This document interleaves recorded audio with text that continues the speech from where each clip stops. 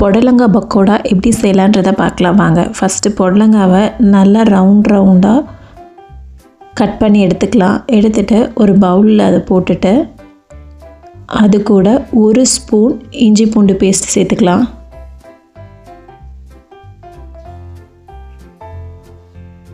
கால் spoon பெருங்காயம்,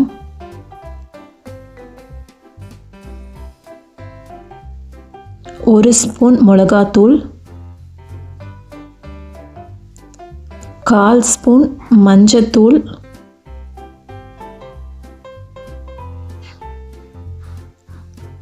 2 table spoon அரிசி மாவு,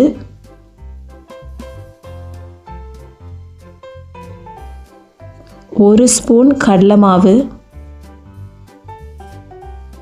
1 ஸ்பூன் கார்ன்ஃப்ளவர் மாவு, தேவையான அளவு உப்பு,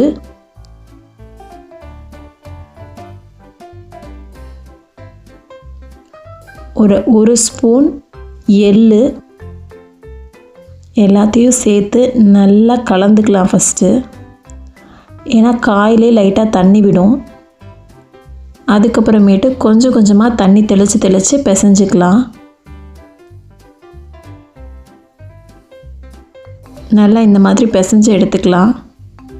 இது பிசைஞ்சிட்டு உடனே எண்ணெயில் போட்டு எடுத்துருங்க, இல்லைன்னா நீர் விடுற காயின்றனால தண்ணி விடும். ஒரு சட்டியில் எண்ணெயை காய வச்சுக்கலாம். காய வச்சுட்டு அதில் நம்ம மிக்ஸ் பண்ணி வச்சுருக்க புடலங்காய் மிக்சரை இதோட சேர்த்துடலாம். சேர்த்து நல்லா மீடியம் ஹீட்டில் நல்லா ஃப்ரை பண்ணி எடுத்துக்கலாம். இது கொஞ்சம் வேக லேட் ஆகும். ஸோ கொஞ்சம் பொறுமையாக வெந்திங்கன்னா நல்லா கிறிஸ்பியாக வரும்.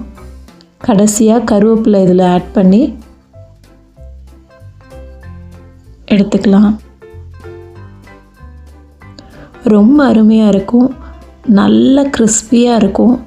செஞ்சு பாருங்கள், ரொம்ப டேஸ்ட்டாக இருக்கும். தேங்க்யூ ஃபார் வாட்சிங்.